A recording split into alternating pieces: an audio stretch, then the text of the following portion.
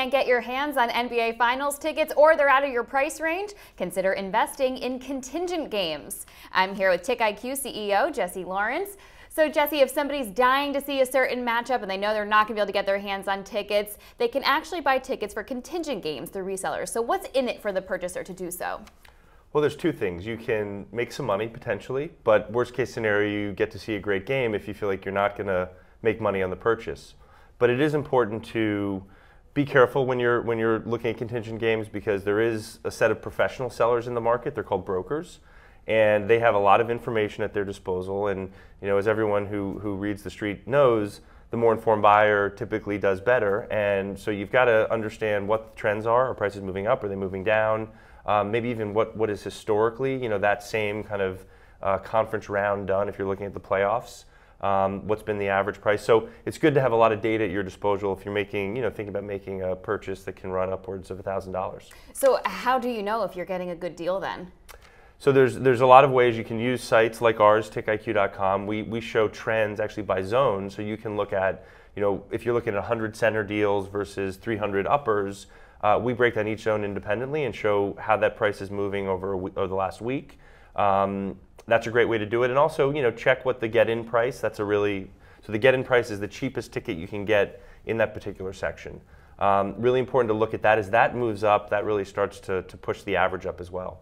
It seems like a relatively safe bet. If the game doesn't happen, you could get a refund. If it does happen, you can go to the game, or you maybe even sell it for more money once the ticket prices go up. But what are the risks involved? Could prices end up going down closer to game day? Sure. There's always the risk that prices go down. I think, again, that's where you have to make sure you get a good deal. So you have to look out in the market. Don't sort of jump at the first thing you see. Do some research. Spend some time looking at what's in the market, and buy a ticket that you think is a really good deal. And I think if you do that, you're probably in a good shape to make money if the event happens. Like you said, if it doesn't happen, you don't have to pay for it. And if it does happen and you decide you're not going to make money, you can just go and have the fun of watching your team play and hopefully win. Right. So what are the top selling contingent game tickets as it stands right now? What's driving the prices of them?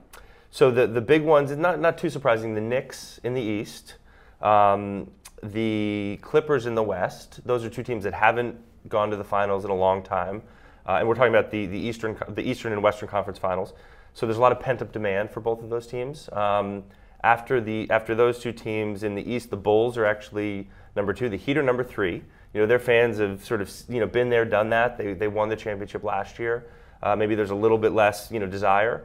And in the West, interestingly, the other team that's got really high prices is the Warriors, which is again another team that's hasn't had a rich history of winning, and their fans really want to see their team win. So that's sort of the state of the market today. All right, thanks so much, Jesse Lawrence. I'm Brittany Umar for The Street. Stay tuned.